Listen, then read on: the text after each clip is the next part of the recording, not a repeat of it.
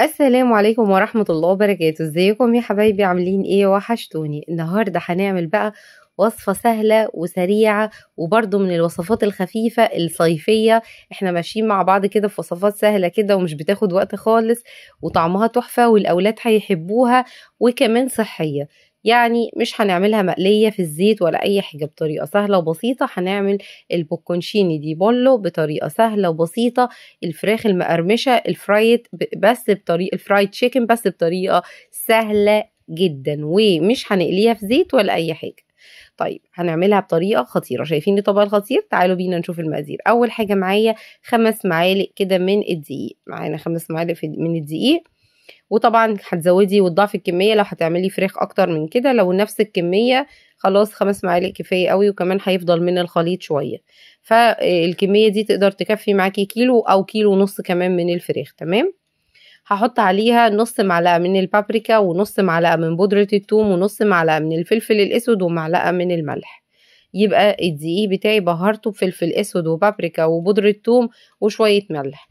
الفراخ بقى انا مبهرها بايه؟ الفراخ حط عليها معلقه من الثوم المفروم وملح وفلفل، وسايبه الفراخ بعد ما غسلتها كويس جدا وصفتها ونشفتها. حطيت لها معلقه كبيره من الثوم المفروم وحطيت عليها ملح وفلفل، وسبت الفراخ في التتبيله حوالي نص ساعه، ممكن نص ساعه ساعه براحتك خالص، عشان تلقط كده الفراخ من طعم الثوم والملح والفلفل وتبقى طعمها مبهر وخطير.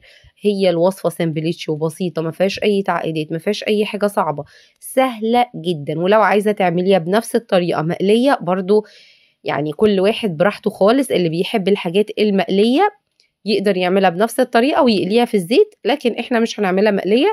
هوريكي دلوقتي هنعملها ازاي بطريقة سهلة جدا وطعمها خرافة. طعمها مش هيفرق عن المقلي خالص. الأولاد هيحبوها، هيطلبوها منك دايما مرارا وتكرارا، عايزين نفس الطريقة ونفس الفراخ.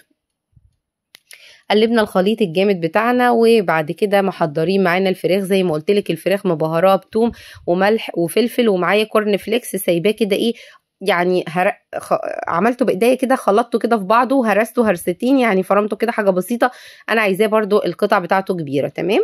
اخد من الخليط، يعني احط الفراخ في الخليط اللي احنا عملناه، واطلع من الخليط على الكورن فليكس واحطه في الصينيه. الصينيه بتاعتي حطيت فيها ورقه زبده، وزي ما انت شايفه من الخليط على الكورن فليكس على طول، ومن الكورن فليكس على الصينيه.